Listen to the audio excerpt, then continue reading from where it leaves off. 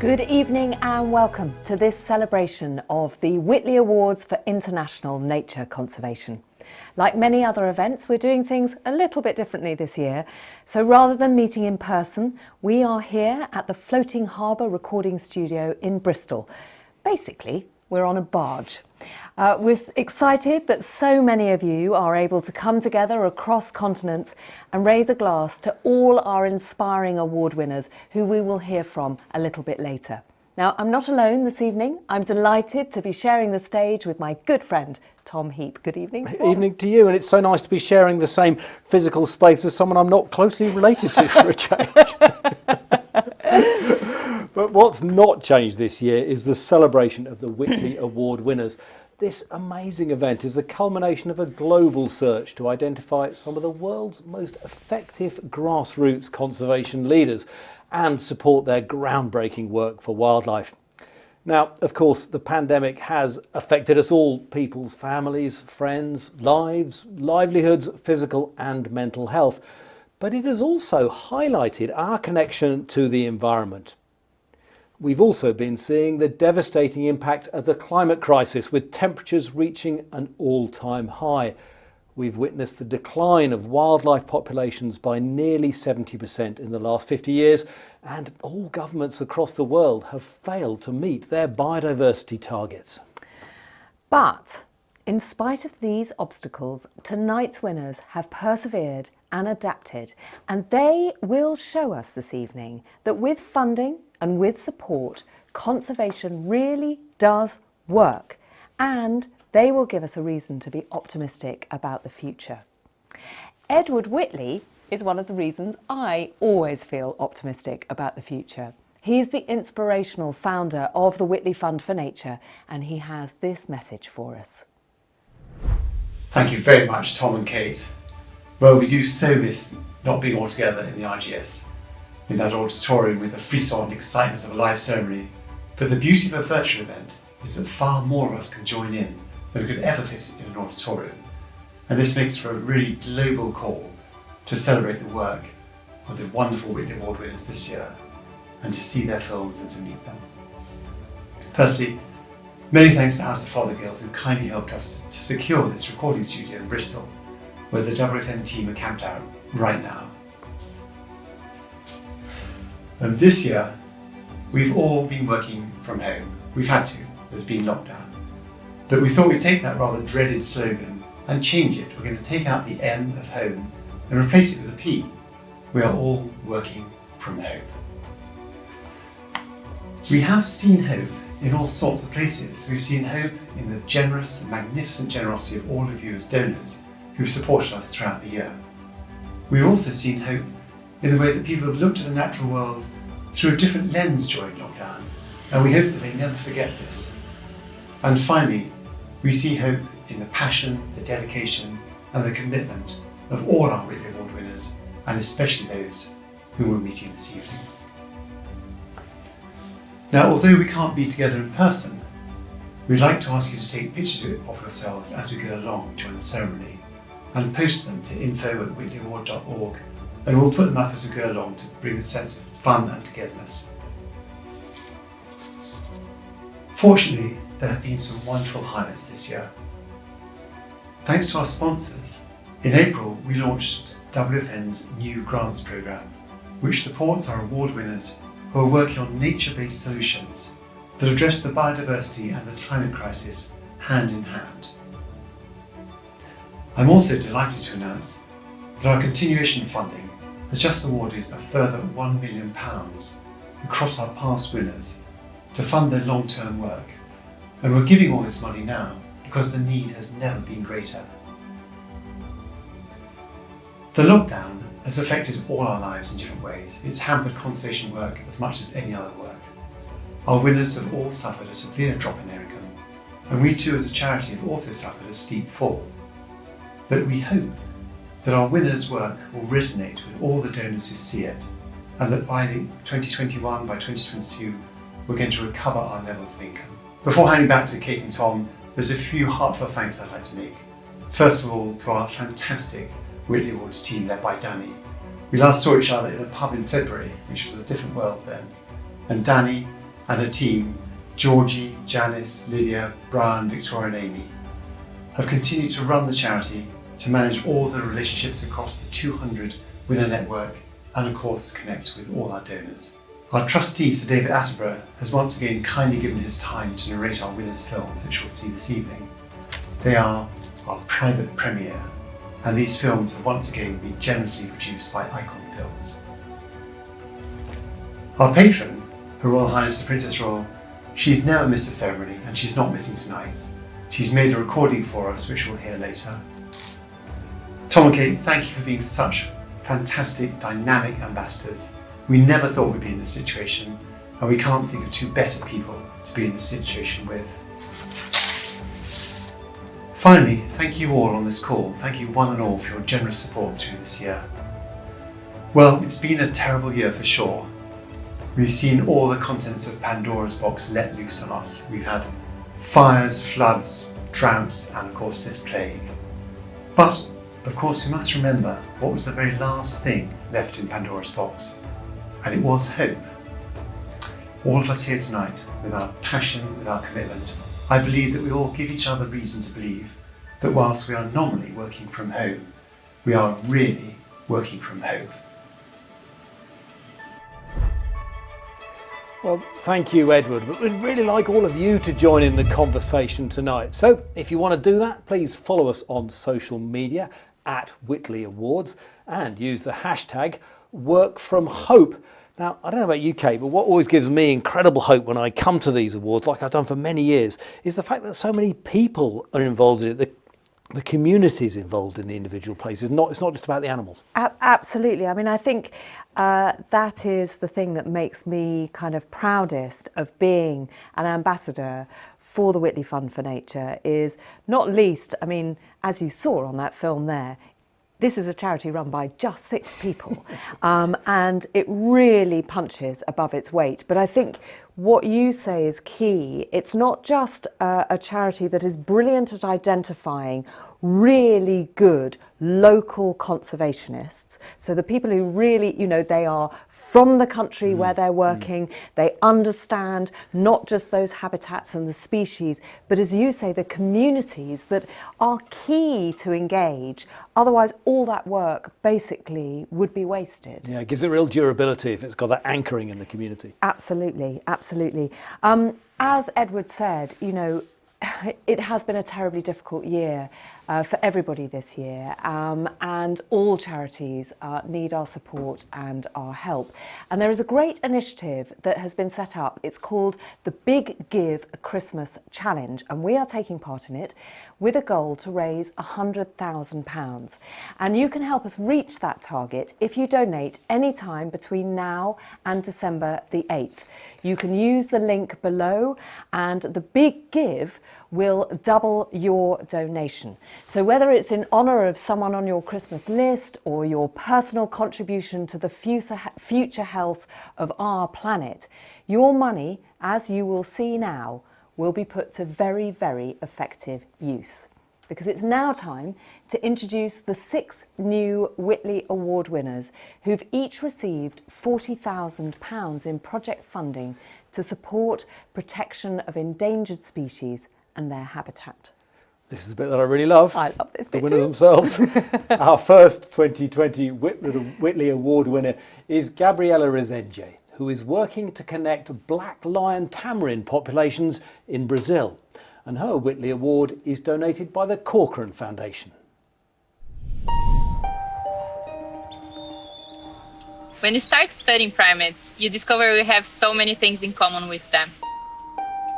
The way they live in family groups, sharing the care for the babies, their cohesion among the family members.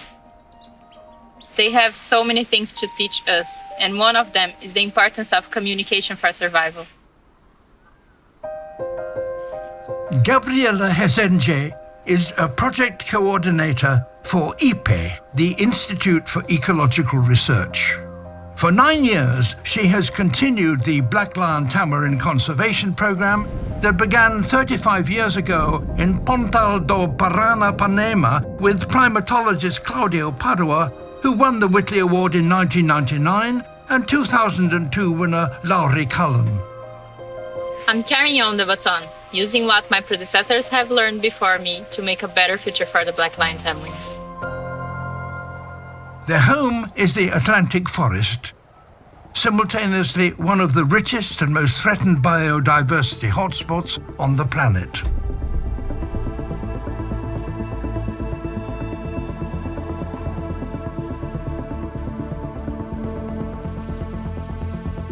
Now the black lion tamarin's once vast home exists predominantly as small patches of isolated forest.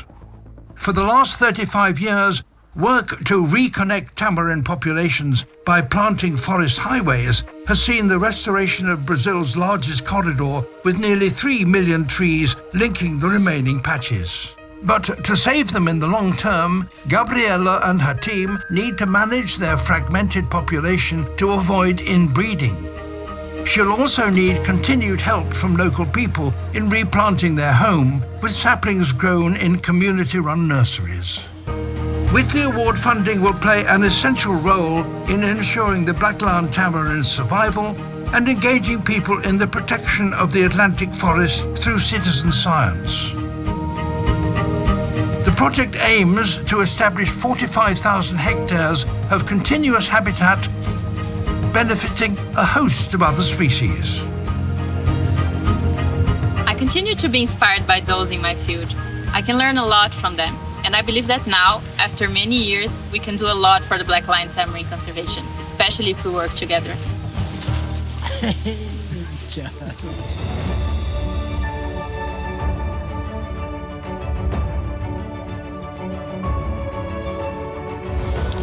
Here is where we released those little tamarins last year. All over the world this year, we humans were locked into our houses with restricted rights to come and go. It's not unlike what has happened to black lion tamarins. Because of the fragmentation, they were confined to small forest patches and couldn't go and see their relatives anymore. The fragmentation of the Atlantic forest has changed their lives as COVID-19 has changed ours. This made us think about our role and responsibility to avoid this kind of situation in the future. The forest needs our help as never before, and I'm committed to its protection, along with my team from the Institute for Ecological Research. The Whitley Award allows us to continue 3 decades of work in a context where we had to change our own behavior in the field. Because we didn't want to be the threat and transmit COVID to these endangered primates. Also, to reach the children with our conservation message, we had to move online. I feel deeply honored to receive this award on behalf of this team that works on the ground to change the fate of the black lion tamarin. With this work, I want to make this world a better place for my daughter, present and future generations. Also, I want to inspire young conservation leaders, especially female scientists, to take action to effect change. Thank you. Doesn't somebody like Gabriela just cheer you up? Thank you, Gabriela. Our next award is donated by the William Brake Charitable Trust in memory of William Brake, and it's for South Africa's Frog Lady. Jean Tarrant is creating a countrywide strategy for amphibians. These are animals that have been around for 350 million years, filling every niche on the planet, filling those places with their sounds. A world without frogs will be a silent world. The global decline of amphibians is the worst of any single group of vertebrate animals since the dinosaurs. Globally, the situation is dire. Today, frogs face extreme pressure from unprecedented habitat loss, disease and water pollution. Dr. Jean Tarrant is the manager of the Endangered Wildlife Trust's Threatened Amphibian Programme. Her work in South Africa uses endangered frog species as ambassadors for habitat conservation.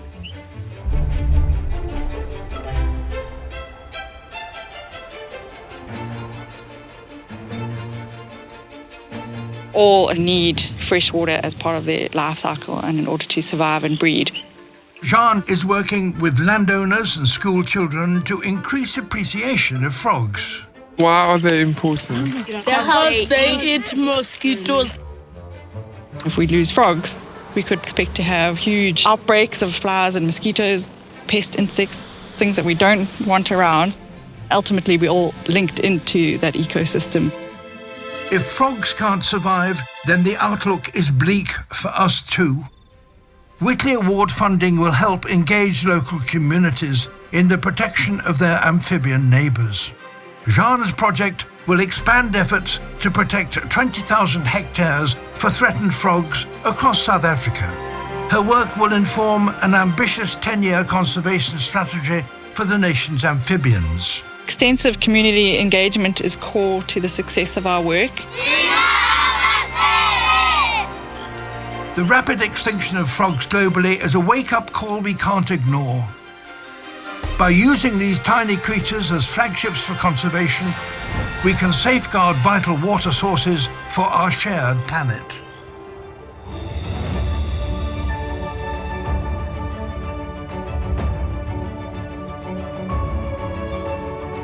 Hello, I'm Jean from South Africa, where I'm known as the Frog Lady. If you told me 15 years ago, though, that I'd be accepting an award for a career in frogs, I wouldn't have believed you. In fact, I was quite terrified of them growing up. But I grew up here in the majestic Drakensberg Mountains, where I couldn't help but be inspired by the natural beauty around me. So while frogs might not have been my thing just yet, I've always had a passion for the natural world, a passion that has been hugely inspired also by Sir David Attenborough.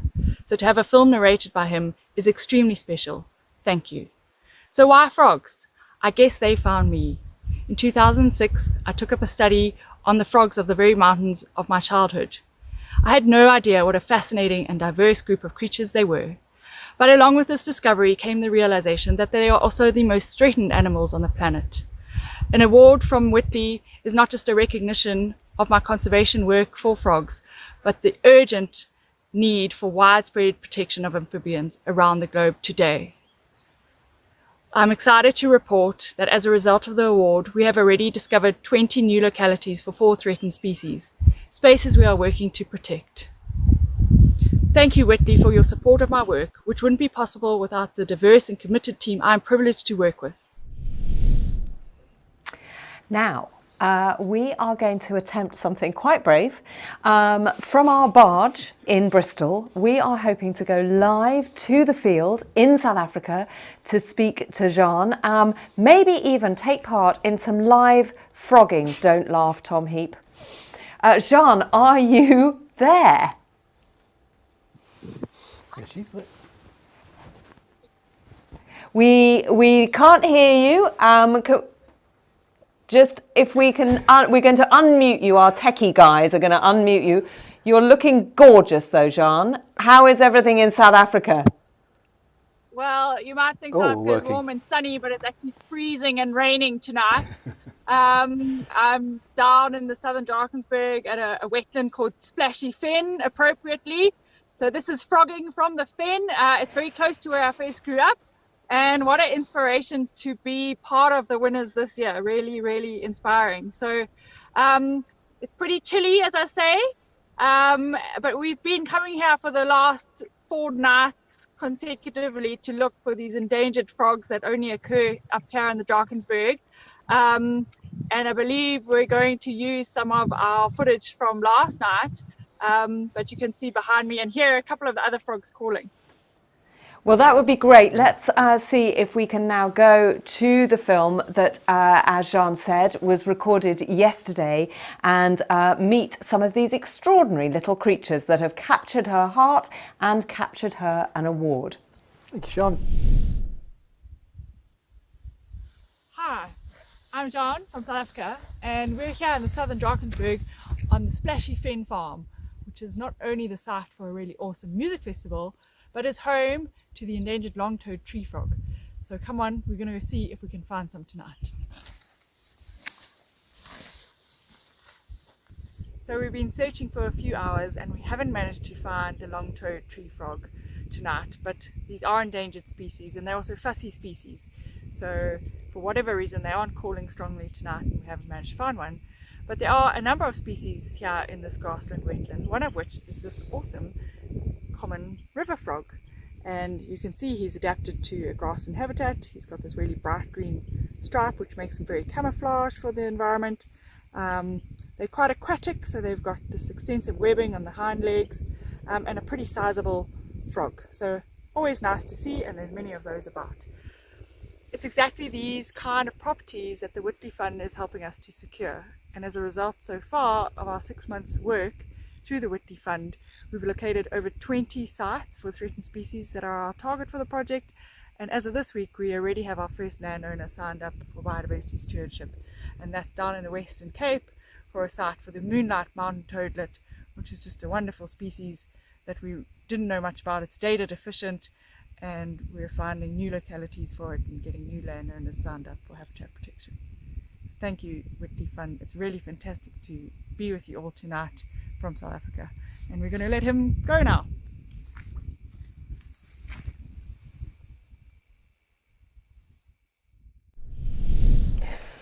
Well, thank you, Jean. I really love that livid green stripe on the back of that frog, wasn't it? And what I love is that, you know, people tend to think that conservation is about the kind of the big, dominant, dynamic species. But I think what Jean has proved and is continuing to prove is how important these smaller species that we might overlook are to the overall health of our planet and our knowledge of it. Especially when she can use them as a kind of mouthpiece for protecting a whole habitat, which you would have seen with those and river engage basins. her community as well as she's yeah, doing. Yeah. Well, next we travel to Indonesia's rainforest to hear from our next winner, Yoki Hadi Prakasa, who is working to save the last stronghold of the helmeted hornbill. Yoki's award is sponsored by the Mava Foundation.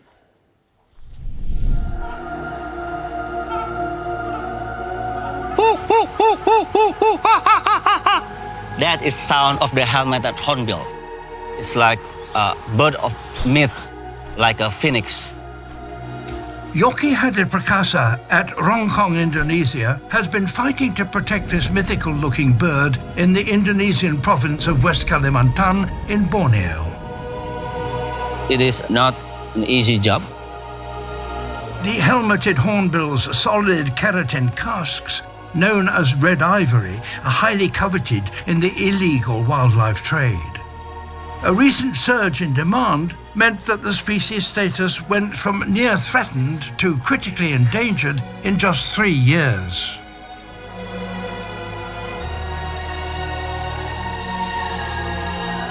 The biggest threat to hornbills is hunting.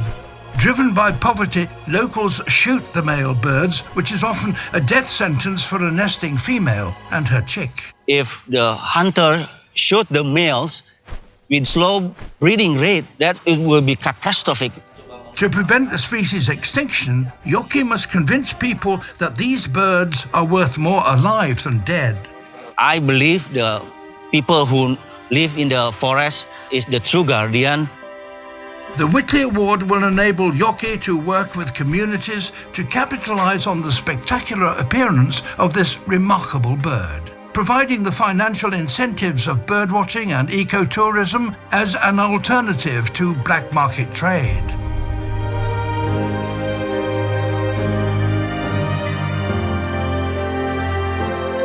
By creating livelihood opportunities, the project will incentivize conservation of this unique rainforest species, turning former hunters into hornbill guardians. We need to have a positive hope that helmeted hornbill futures will always be bright.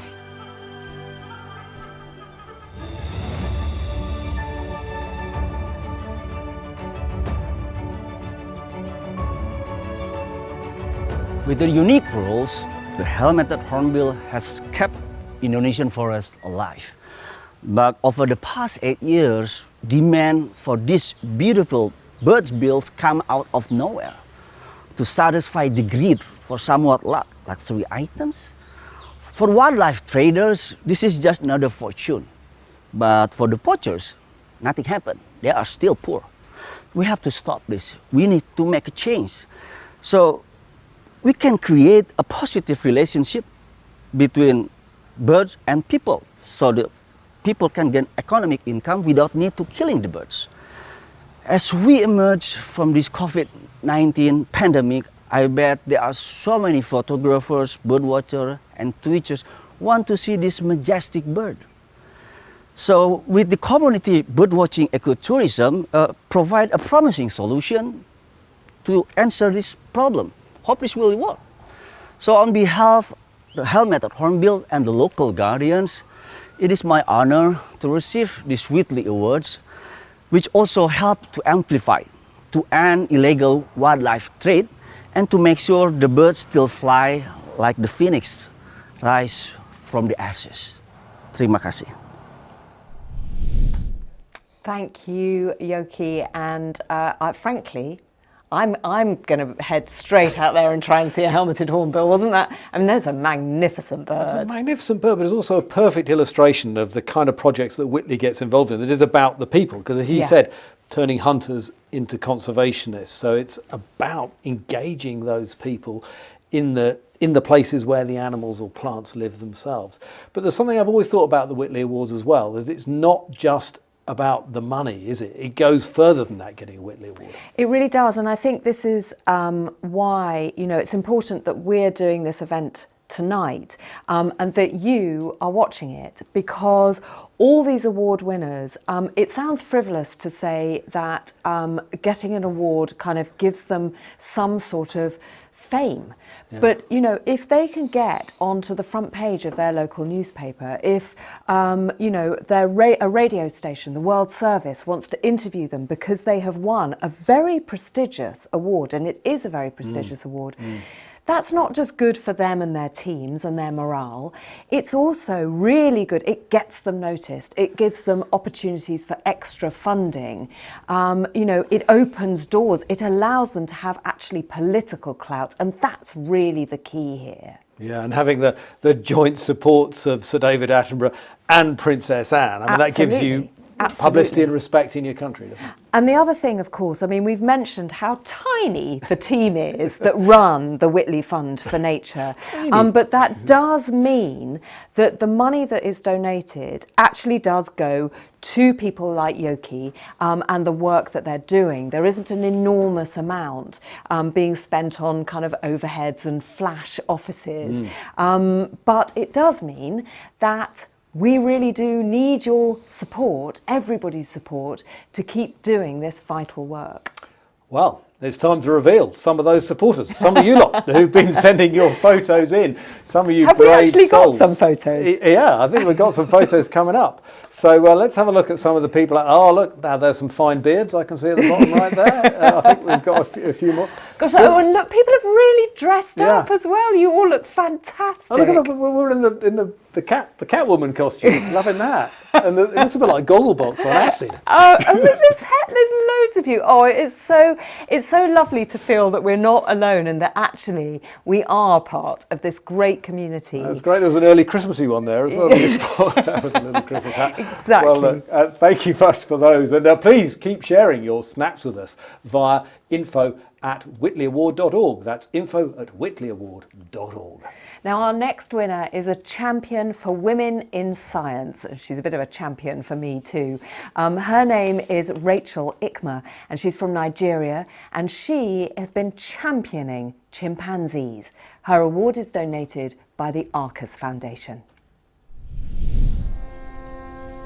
Women are not taken seriously in male-dominated roles in Nigeria, often disregarded as agents of change in the society. I had to work harder than anyone else around me. Rachel Ashegbofe Ikeme is the director and founder of the Southwestern Niger Delta Forest Project in Nigeria, an NGO championing conservation actions for a small population of endangered chimpanzees.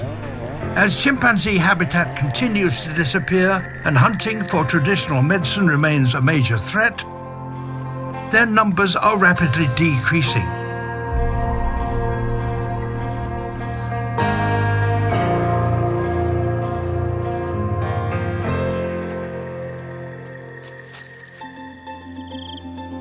Rachel works in the Ndare Forest Cluster and Isa Forest Reserve, the most threatened and least studied areas within this great apes range. Using genetic sampling, she made an amazing discovery. To find these chimpanzees are a genetically distinct group only added to the urgency and burden of responsibility to ensure they don't go extinct. The discovery bolstered the chimpanzee's cause. Thanks to Rachel's tireless efforts, authorities have recently approved the designation of a specific area within the reserves for the conservation of this unique chimpanzee group, where logging, hunting, and land conversion are prohibited. She continues to pioneer public campaigns to stop the sale of chimpanzee body parts and to strengthen outdated wildlife laws. There's more work to be done, and my team and I can't do it alone. The Whitley Award is a prestigious honor. Funding from the Whitley Award will allow Rachel to continue engaging government and communities in chimpanzee conservation. She will step up patrolling and establish new conservation areas within the reserves, covering 40,000 hectares. Giving these chimps a chance of recovery is a legacy to be proud of.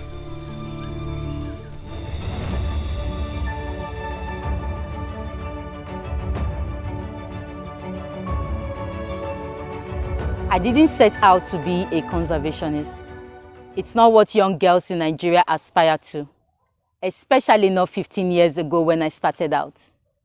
At that time, my mother would ask me when I was going to get an actual job. And then, of course, there was the pressure to get married and start a family.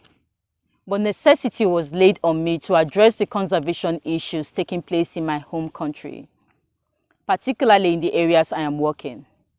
There has been an onslaught on the Nigerian lowland forest, devastated by people, corporations, and even government.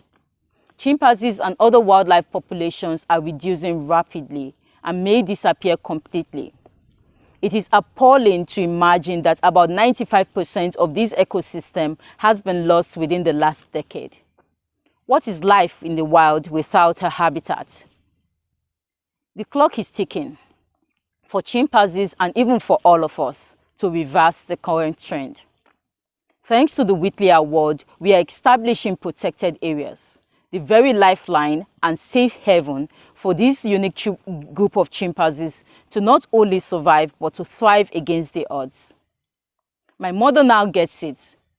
These days, she would even ask me when next I'm going to the bush, because she now realizes that the more time I spend in the bush, the more hope we can offer younger generations of Nigerians. Thank you. Well, thank you, Rachel. What a forceful and charismatic person. Amazing. Absolutely. I think her mother should be very, very proud of her. Yeah, indeed.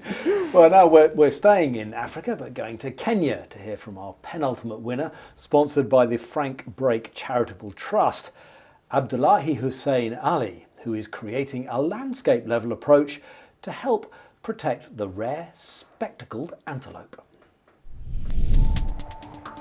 I was born and raised in the same geographical range with Hirola, so I see it as my next relative. Straddling the notoriously violent Somali-Kenyan border lives one of the most endangered species in the world.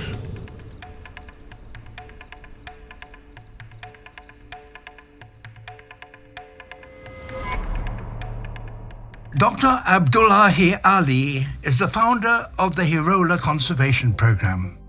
His work spans over 6,700 square kilometers along the border, covering Garissa and Lamu County, and extended into Somalia, where Hirola are now thought to be extinct. I work in a very remote and volatile area, pretty intimidating situation. As Hirola occur along the border, previous conservation efforts had been limited to opportunistic field visits. Past Hirola conservation efforts were also led by outsiders. Me, as a local, I wanted to change this and drive a vision that's well-grounded, well-rooted and locally supported. Although poaching plays a role, it's largely loss of habitat that's causing the demise of this grassland-dependent species. By working with communities in Somalia and Kenya to restore grassland habitat, the Hirola Conservation Program is bringing the species back from the brink. We are engaging the communities and helping them participate in every single process we do.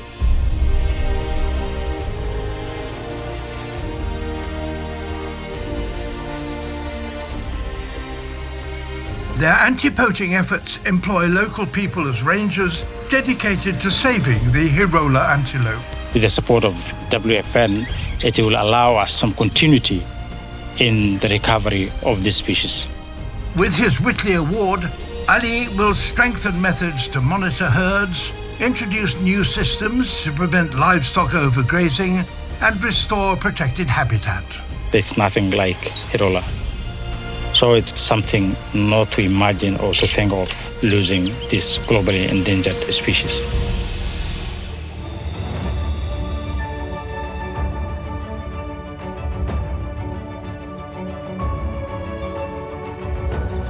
I was born and raised in the open fields behind me here in Garissa County, Eastern Kenya. Both of my parents were livestock farmers, and as a child, I used to help them take care of our livestock. Of course, my life was a living hell trying to outsmart predators. At the age of 7, I got an opportunity to attend formal government education. And luckily, I went all the way to the university to become the first indigenous conservationist from this region. I share a home with the Hirola antelope, which is a globally endangered species threatened primarily by habitat degradation.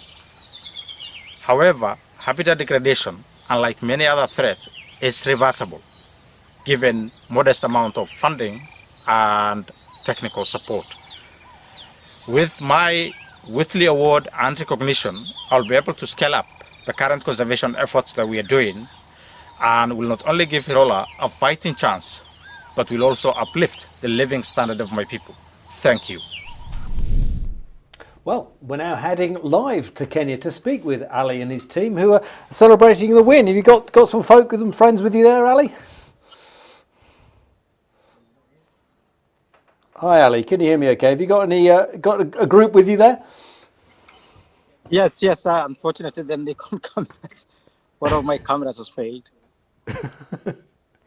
So Ali, congratulations on your well-deserved award. How important is it for you to be able to work with your community in respect to the success that you're having for conserving this amazing antelope?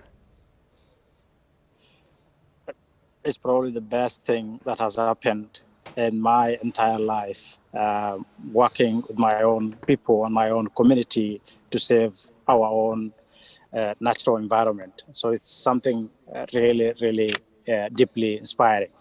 And I just want to say thank you for your support and all the technical support and other general support that we got from the Whitley family. And want to say special thanks to the supporters as well.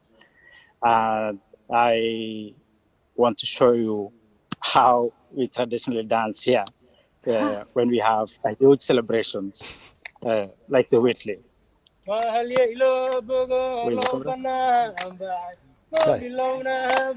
We can hear it, but we cannot see it at the moment. Any chance you could spin that camera around?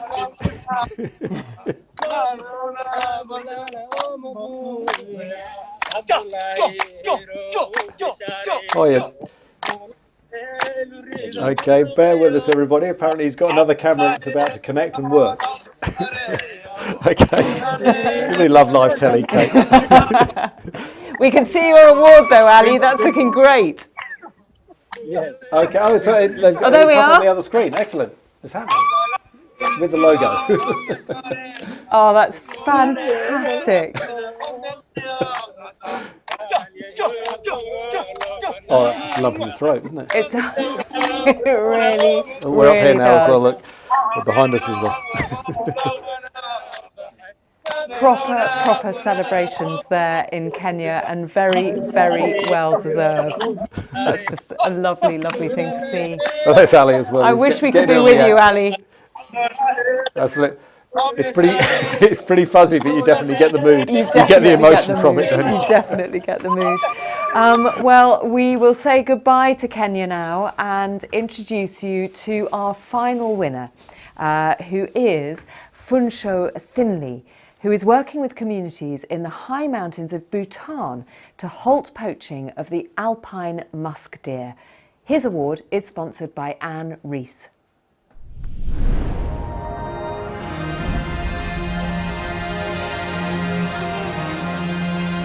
I always wanted to be an invisible figure working from the backstage. Only now I realize the importance to make an impact. Dr. Funsho Thinley has dedicated his life to protecting the wildlife of the Himalayan kingdom of Bhutan. Here, the alpine musk deer is facing local extinction. They are exploited for their musk pods, scent glands found only in males, which are worth more than gold due to the demand for their use in traditional medicine.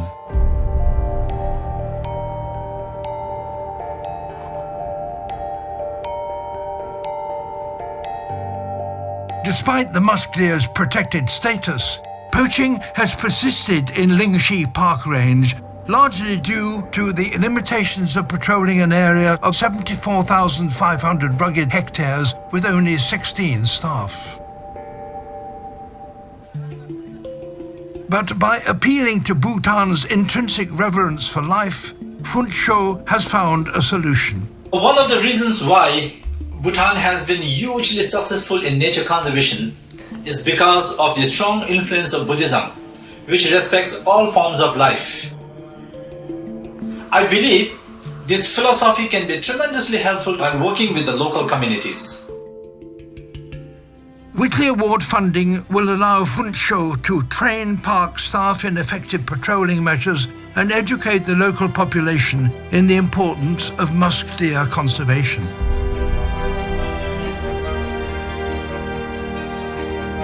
By 2022, a quarter of residents will also be trained in patrolling and ecological monitoring, boosting capacity to safeguard the park's wildlife.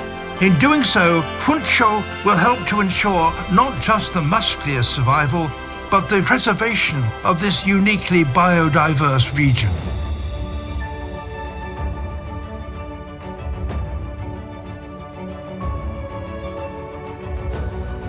Dear ladies and gentlemen, I am Funsho Thinley from the Himalayan kingdom of Bhutan.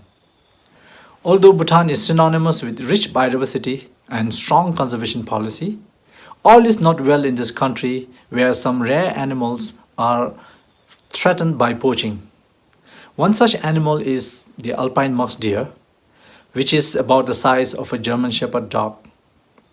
They are on the brink of extinction because they have been hunted by poachers for so many years. If nothing is done, this unique mountain species will be erased from the face of the earth in the next few decades.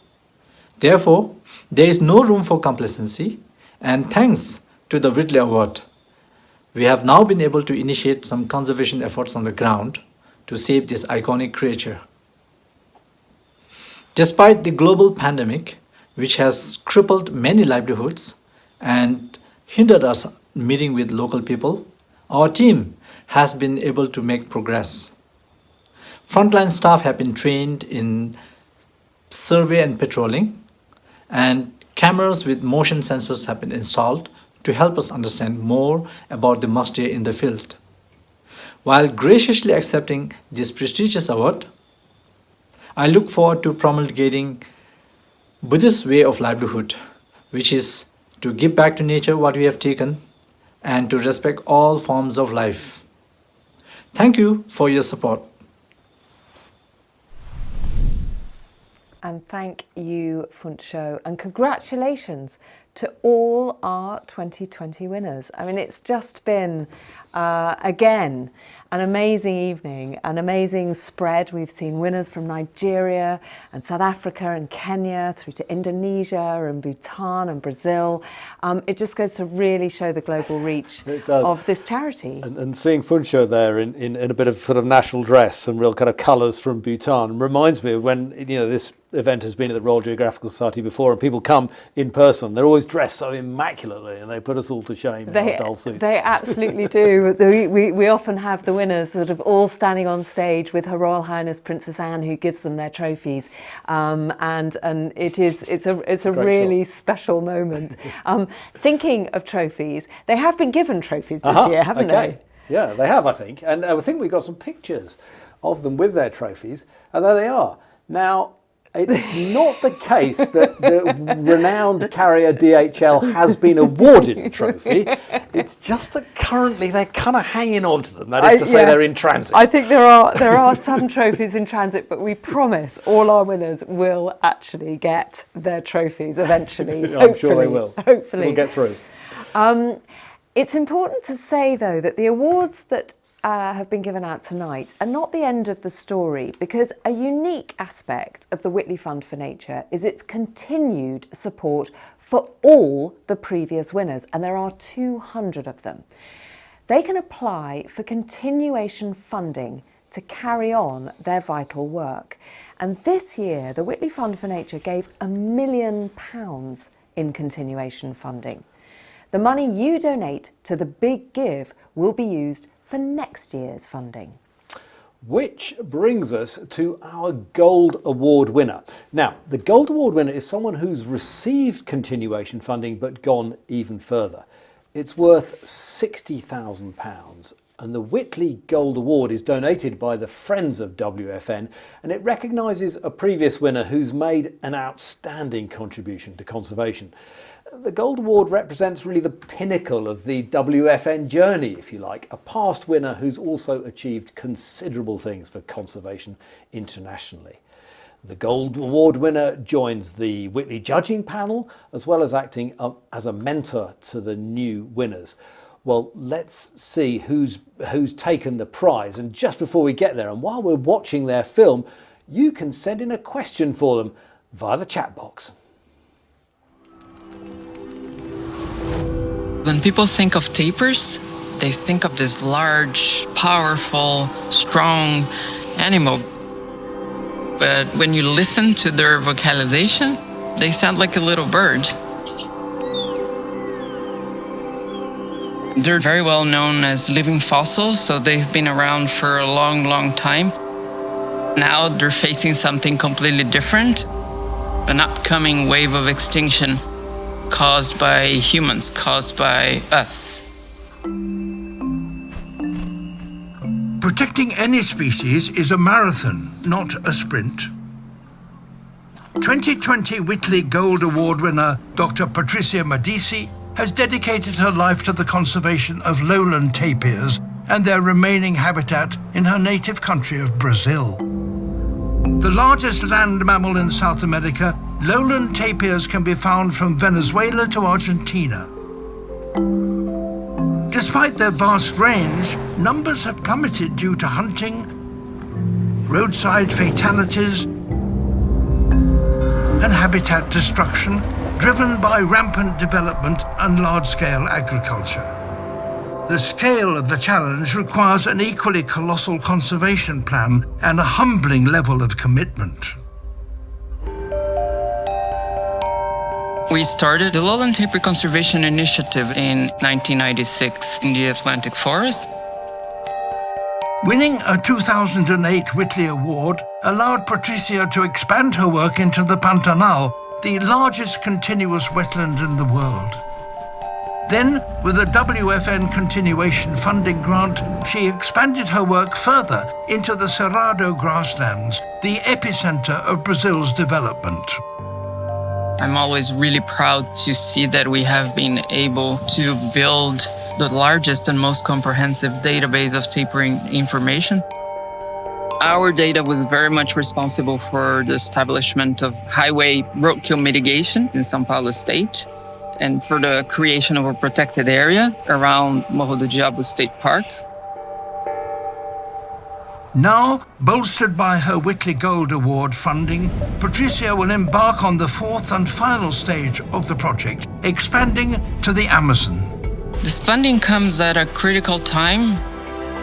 The Amazon is the planet's largest tropical forest at 5.5 million square kilometers and the largest stretch of tapir habitat left in the world.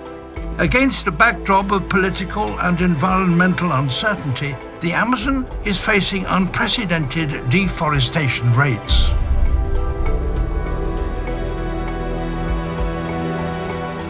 Using WFN funding, Patricia's project will combat threats affecting tapirs along the Amazon's deforested southern arc in the states of Mato Grosso and Pará. In the other three biomes, Patricia and her team will build on her existing tapir conservation work. In the Atlantic forest, they will assess the progress of the tapir population 10 years on from their original study. In the Pantanal, the team will maintain monitoring of resident tapirs using telemetry and camera traps to inform action. The Cerrado program will continue spearheading protection for tapirs against road deaths, pesticide pollution, and poaching. Together with her team, they will develop tapir conservation strategies to be delivered in each of these ecosystems. I'm very optimistic. Conservation projects of this magnitude require marathon runners like Patricia Medici. 24 years of commitment and experience have positioned Patricia as an international ambassador for tapir protection, and she's trained a cadre of conservation leaders along the way while collaborating with other Whitley Award winners. I bring them to the field with me. That's where I am a good teacher. And make sure they fall in love with all these different habitats, they fall in love with tapirs, they fall in love with conservation. If we keep working and if we keep paying attention to these animals, I'm confident that they will be with us for the future.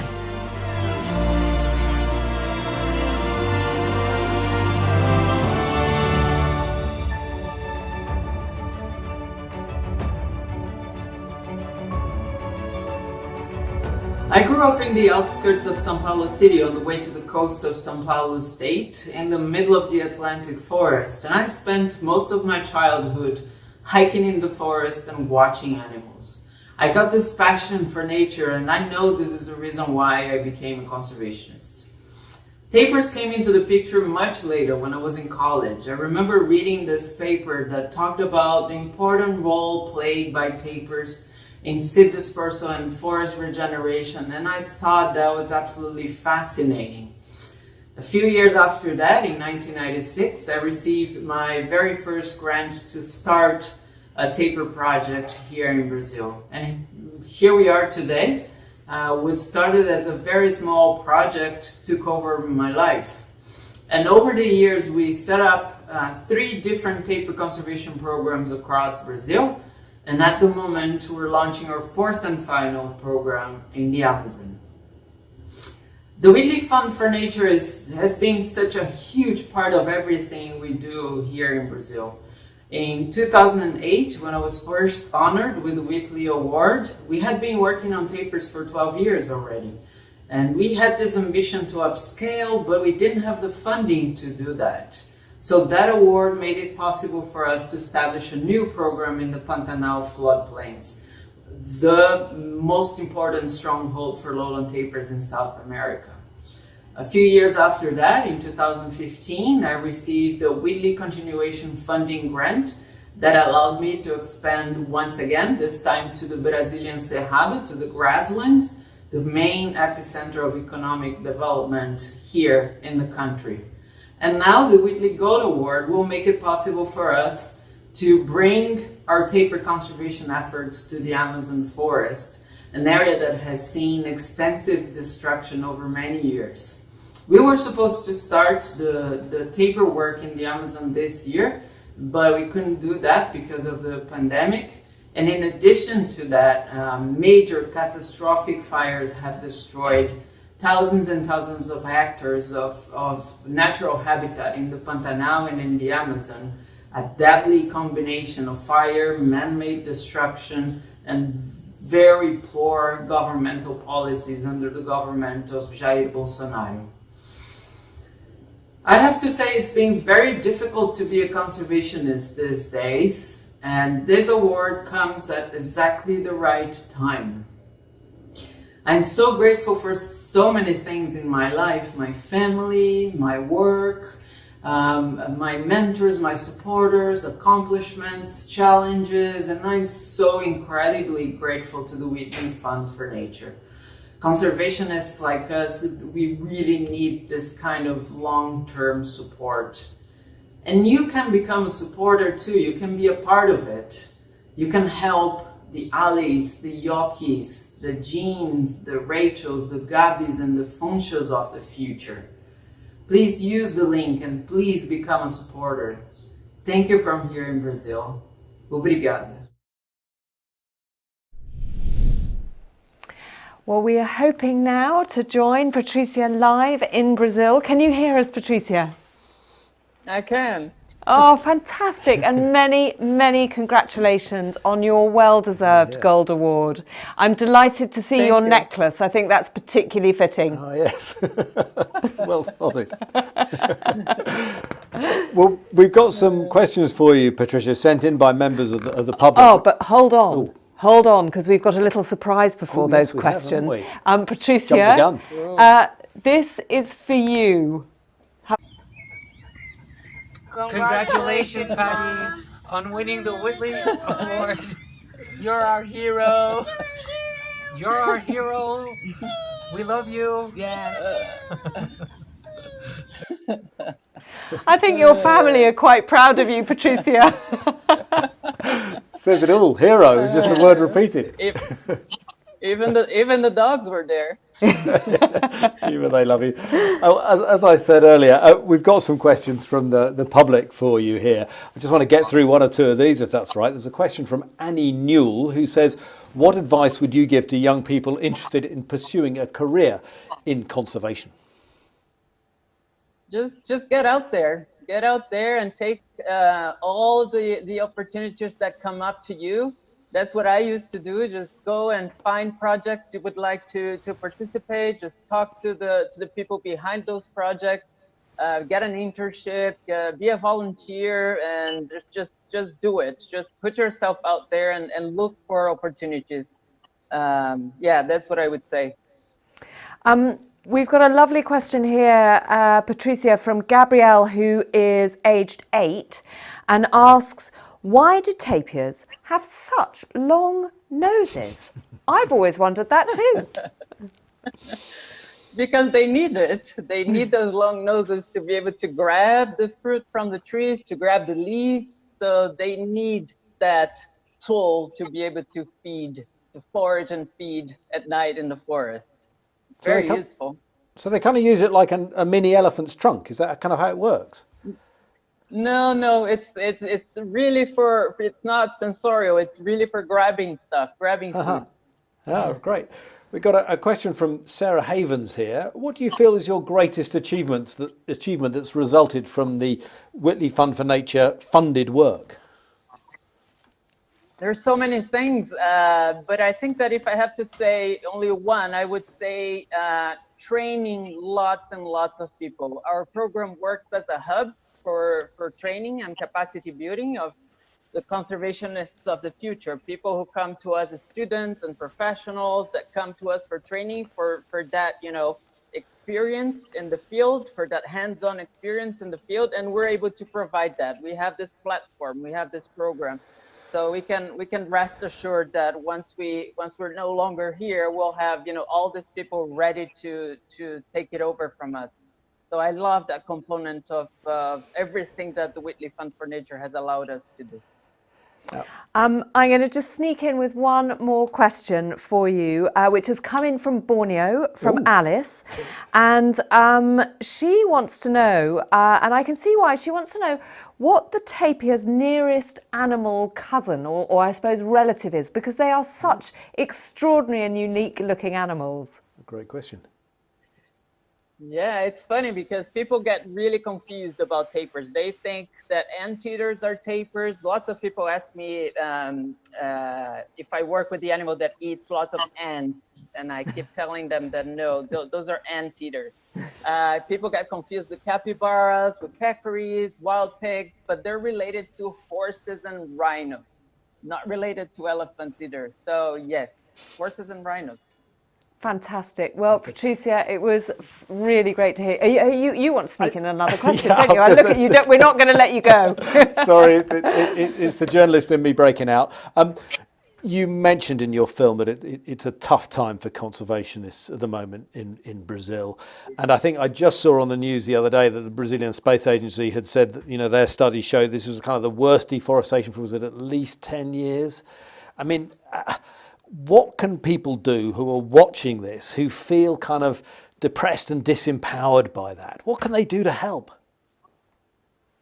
Talk about it. Just make sure you talk about it. Everything that's happening here in Brazil is not getting enough international attention. So we need everybody out there to talk about the things that are going on here in Brazil, the deforestation, the big fires in the Pantanal, in the Amazon, the really complete dismantling of our environmental agencies and everything else. So talk about it, spread the word, and that's what we need the most. If you're from a media outlet, make sure it gets profiled. Yes, that's what we need. Talk about it, spread the word. Can we fight back? Can it be done? Can we push back against this? I'm optimistic. I'm confident that in 2 years we're going to get rid of the government we have right now, and it will take a long time for us to rebuild everything, but we will. I'm sure we will. Well, I think with the help of people like you, Patricia, and the amazing community that you've built up around us, I think we all have cause for optimism. Thank you so much, and thank you again for being with us this evening, and congratulations on a very well-deserved award. Yeah. Thank you. Thank you so much, and thank you so much to the Friends of the Whitley Fund for Nature. Very grateful. Thank you so much.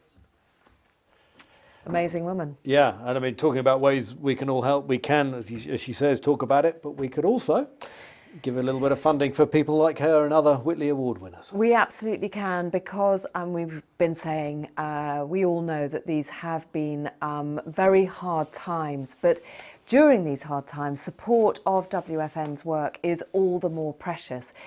So we actually would like to say a really heartfelt thank you to two supporters who made this evening possible. They are Sarah and Paddy Wills, and they're the founding partners of Early Market and the official Whitley Awards partner. So let's hear from them.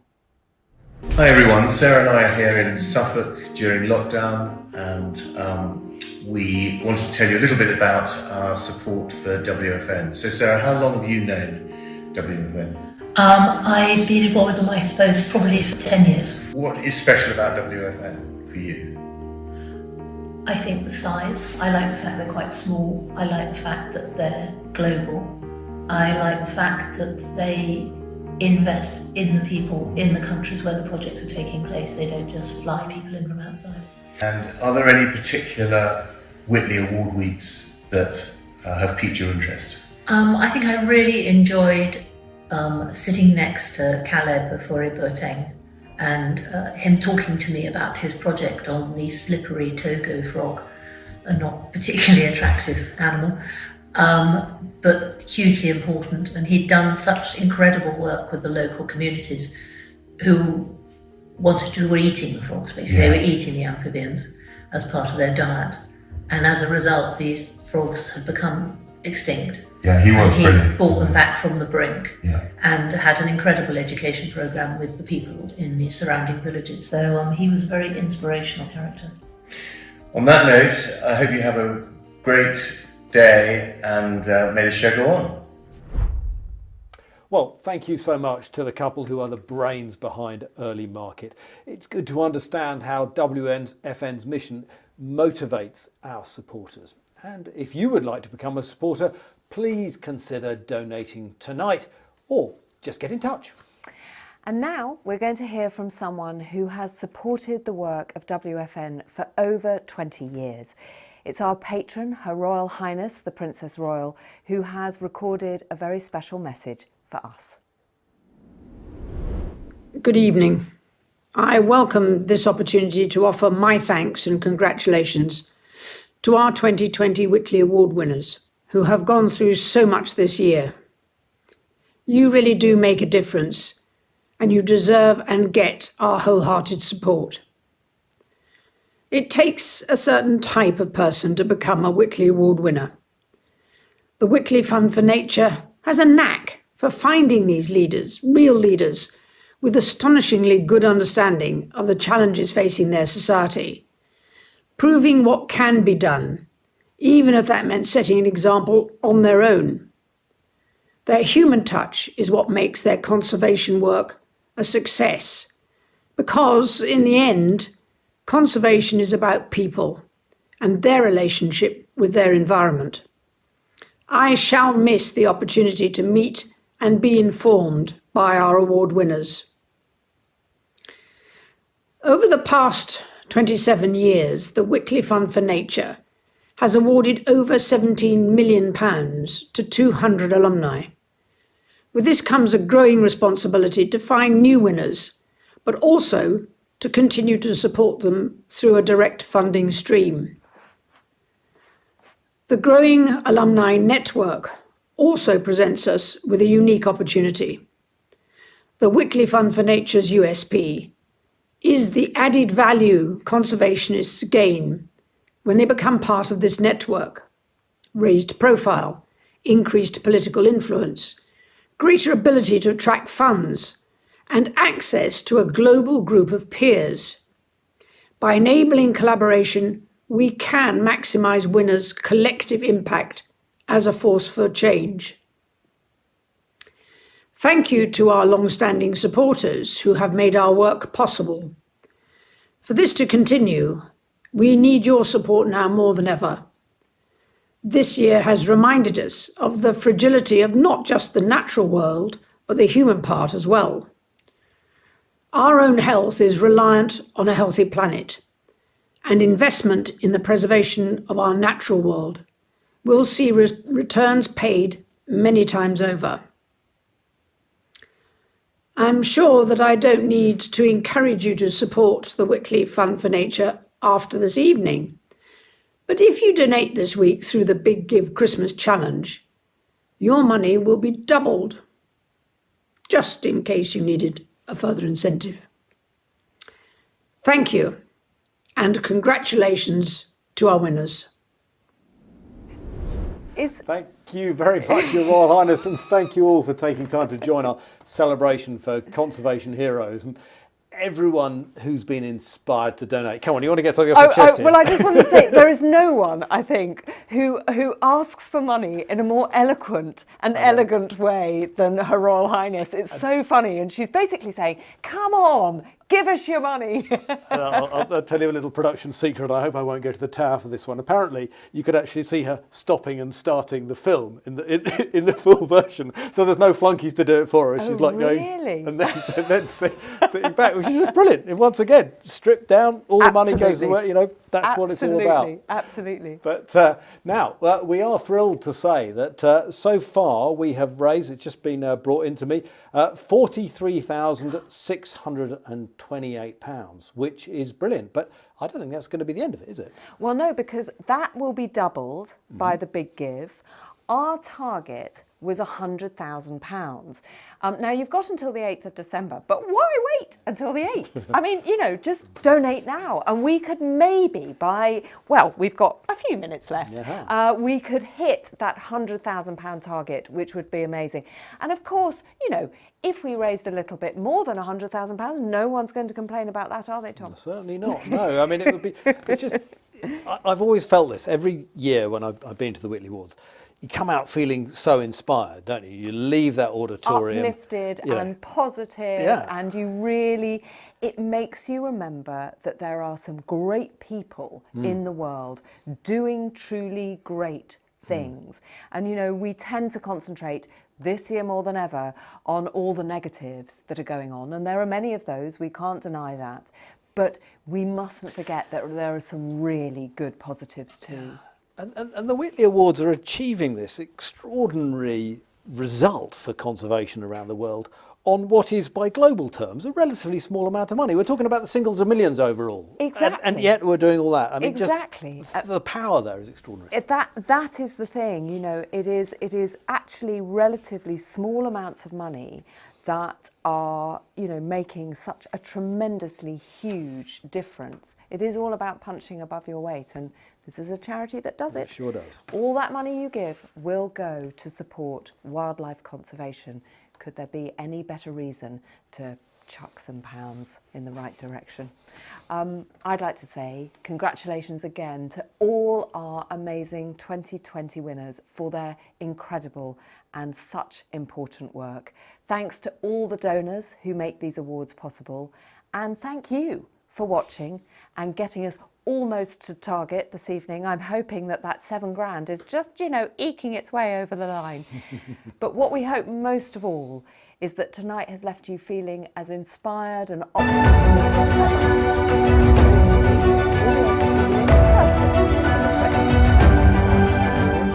So from Tom and me and the Whitley Fund for Nature team, good night. Good night.